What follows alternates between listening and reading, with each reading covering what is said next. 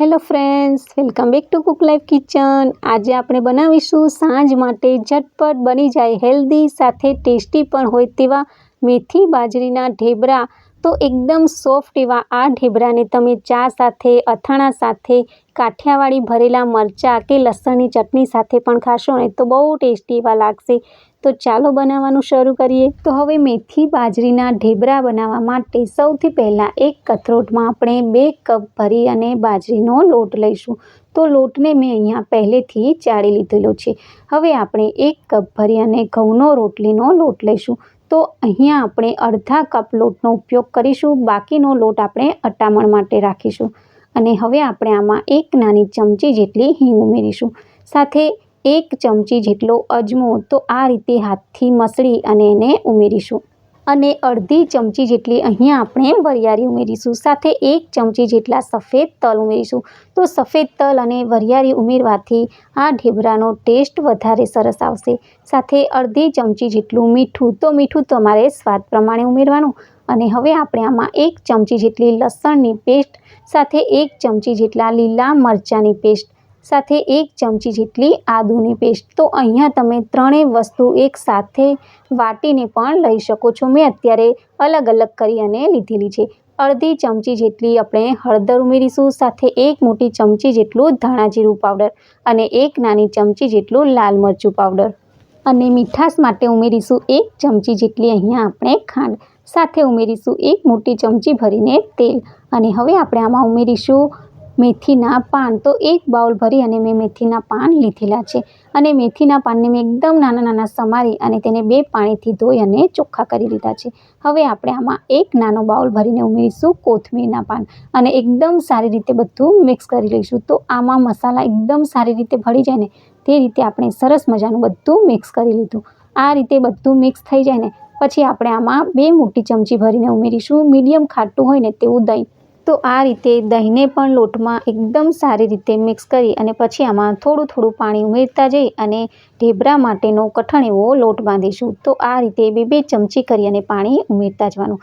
બાજરીનો લોટ હોવાથી તેમાં મોઇશ્ચર થોડું એવું વધારે હોય, તો વધારે પાણી પડી જશે તો પછી લોટ એકદમ નરમ બની જશે। આ રીતે તમે જોઈ શકો છો કે કઠણ એવો આપણે લોટ બાંધી અને તૈયાર કરી લીધો। આમાં આપણે 1 ચમચી જેટલું તેલ ઉમેરી અને લોટને એકદમ સારી રીતે મસળી લઈશું। અને લોટ બાંધ્યા પછી આપણે લોટને રેસ્ટ પણ નથી આપવાનો, તરત જ આપણે આમાંથી ઢેબરા બનાવીશું। તો આ રીતે મીડિયમ એવા આપણે લુવા કરીશું।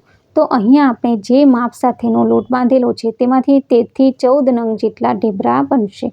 તો આ રીતે તમે જોઈ શકો છો કે આપણે મીડિયમ એવા લુવા બનાવ્યા। અને હવે એક લું લઈ અને તેને રોટલીના લોટમાં આ રીતે ડીપ કરી અને પછી આપણે ઢેબરું વણીશું। તો અહીંયા ઢેબરું વણતી વખતે તમે જોઈ શકો છો કે તેની સાઈડની કિનારીઓ છૂટી પડે છે। તો આ રીતે એને ભેગી કરી અને ઢેબરું વણવાનું। થોડો એવો કોરો લોટ છાંટશો ને એટલે ઢેબરું વણતી વખતે ચીપકશે પણ નહીં। તો તમે જુઓ કે સરસ મજાનું આપણું આ ઢેબરું વણાઈ ગયું। હવે આ ઢેબરાને એકદમ ગોળ એવું કરવા માટે આપણે કોઈ પણ આ રીતની ડીશ લઈ અને તેને એકદમ ગોળ એવું કરીશું। તો આ રીતે સાઈડમાં રહેલો લોટ આપણે કાઢી લઈશું। તો હવે તમે જોઈ શકો છો કે એકદમ સરસ મજાનું આપણું ગોળ એવું ઢેબરું વણાઈ ગયું। આ જ રીતે બધા જ ઢેબરા આપણે એક જ સરખા એક જ માપના બનીને તૈયાર થશે। હવે આપણે બીજું ઢેબરું પણ આ જ રીતે વણી લઈશું। તો તમે જુઓ કે સરસ મજાનું આ બીજું ઢેબરું પણ વણાઈ ગયું। આને પણ આપણે પહેલાં ઢેબરાની જેમ આ રીતે ડીશ વડે કાપી લઈશું, એટલે ઢેબરાની કિનારીઓ પણ છૂટી નહીં પડે અને ઢેબરું એક જ માપનું બનશે। તો અહીંયા તમે જુઓ કે આ બીજું ઢેબરું પણ એકદમ સરસ મજાનું વણાઈ ગયું।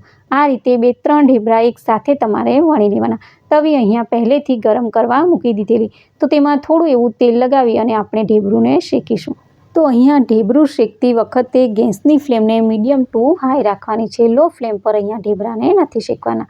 આ રીતે એક બાજુ ઢેબરું શેકાઈ ગયું તો તેના પર આપણે 1 ચમચી જેટલું તેલ લગાવી અને તેને બીજી બાજુ પણ એકદમ સારી રીતે શેકી લઈશું। તો આ રીતે બંને બાજુ ઢેબરા પર 1-1 ચમચી જેટલું તેલ લગાવી અને બંને બાજુ એકદમ સારી રીતે ઢેબરાને શેકવાનું।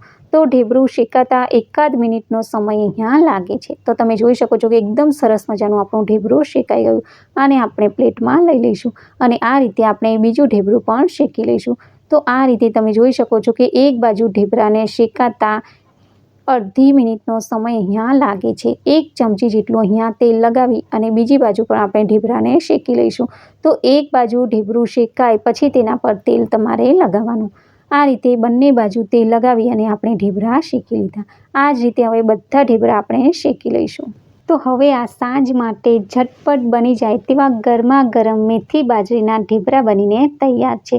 અત્યારે મેં આ ઢેબરાને કાઠિયાવાડી ભરેલા મરચાં સાથે સર્વ કરેલા છે.